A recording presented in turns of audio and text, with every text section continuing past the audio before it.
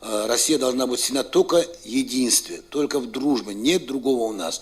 Мы все россияне. Если нас возможно было взять, перенести, конечно, можно было взять, перенести куда-нибудь надо. Да? Но невозможно. Мы вместе живем на одной земле, и никто не посягает на хребет русский. Мы знаем, что русские – это наши старшие братья, что русские нас учили образованию, мастерству, значит, ходить, значит, так далее. Мы все это понимаем, все знаем. Поэтому у нас и памятники ставят и русским учителям первым, и, значит, героям России, которые отдали жизнь, и молодым солдатам, которые погибли в Дагестане во время этих событий, которые почитаем, которые держим связь с их близкими, стараемся помогать. Мы создали группу из авторитетных людей, которые молодежь прислушивается, да, несмотря кто что, мы их, значит, организовали группу, где какие-то очаги бывают, мы их посылаем, они действительно авторитеты, и так и по жизни, и спортсмены есть, которые достойные. Молодежь прислушивается.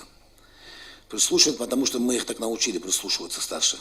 Но есть, которые тоже, конечно, сволочи, это не без этого, которые пытаются как анархисты, что-то, но мы с ними разбираемся. Если даже где-то какая-то ситуация возникла, несправедливая, да, ну позвоните нам, вот мы знаем друг друга, контачим же.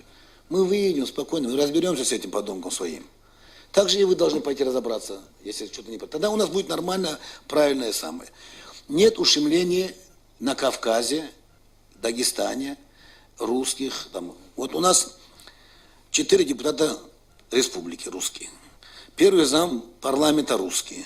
Первый зам правительства женщина Антонина русская. Глава администрации Кизляры русские. В Тарумовском районе русские. У нас глава азербайджанцы, хотя уже вроде суверенер, да? Но они родились в Дагестане, они наши земляки. Они, значит, в Дербентском районе глава администрации азербайджанец, в парламенте, значит, азербайджанец. Вот. Чеченцы представляют все, евреи у нас во всех структурах, у нас 14 конституционных национальностей. Все представляют строго. Это строго соблюдается на Кавказе. Строго, не только в Дагестане. Обязательно, если вот русский ушел, обязательно должно это место или другое место занять русские.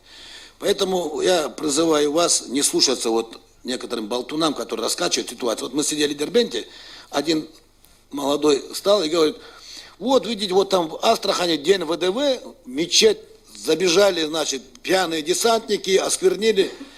Я говорю, ты больше нигде вот это не говори. Потому что я 200% уверен, что ни один народ, ни один нормальный парень ни в одну церковь, ни в одну мечеть, ни в одну синагогу не побежит, не будет там бесчинствовать, потому что он знает, чем это заканчивается. Это просто в нем водка говорит, надо это забыть просто тему. Есть же моменты, когда наши тоже оскверняют и кладбище, да. Зачем это выносить? Это надо нам самим пойти разобраться. Взять его за уши, хорошенько туда потыкать это место головой, лбом. Он больше не будет делать. Но если мы будем это выносить, и если мы сегодня позволим, нас и так уже, да, лица кавказской национальности, там, скинхеды, фашисты, мы уже разделили республику по партийным принадлежностям, по мастям. Если мы так пойдем, у нас не будет единства России. Мы делать должны все, мы братья.